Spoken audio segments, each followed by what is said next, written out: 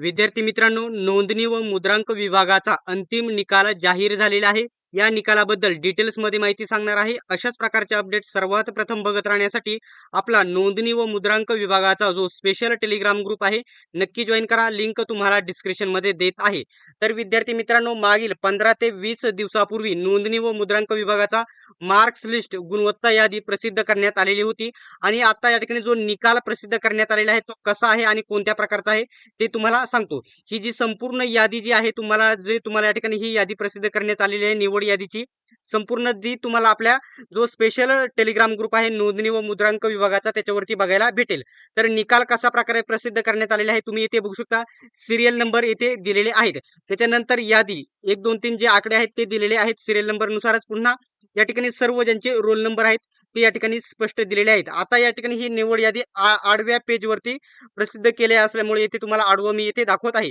त्याच्यानंतर इथं सर्व कॅटेगरी वाईज प्रसिद्ध केलेले आहेत. त्याच्यानंतर इथं कोणते इथे म्हणजे या ठिकाणी कोणत्या कॅटेगरीमधून अर्ज भरला होता आणि कॅटेगरी कोणती आहे हे इथे प्रसिद्ध करण्यात आलेले आहे. महिला आणि पुरुष मेल फिमेल या ठिकाणी प्रसिद्ध करण्यात आलेले आहे. जे जे उमेदवार आहेत सिलेक्शन यादीमध्ये त्यांच्या या ठिकाणी निवड यादीमध्ये ज्यांचे आहेत जन्मतारखा डेट ऑफ बर्थ प्रसिद्ध करण्यात आलेल्या आहेत. आणि इथे पुढे या ठिकाणी उमेदवाराचे नाव देखील प्रसिद्ध करण्यात आलेले आहे.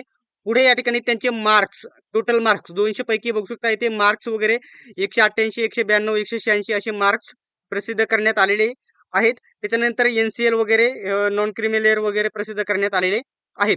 आता ही यादी जवळजवळ 29 ते 30 पानांची आहे. याच्यामध्ये समजून घ्यायचं आहे. जी यादी आहे आपल्या टेलिग्राम ग्रुपवरती तुम्हाला बघायला भेटेल. लिंक तुम्हाला डिस्क्रिप्शनमध्ये देत आहे. आता महत्त्वाचा पॉइंट म्हणजे ही अंतिम निवड यादी आहे का? आता ही याच्यामध्ये 2 यादी आहेत.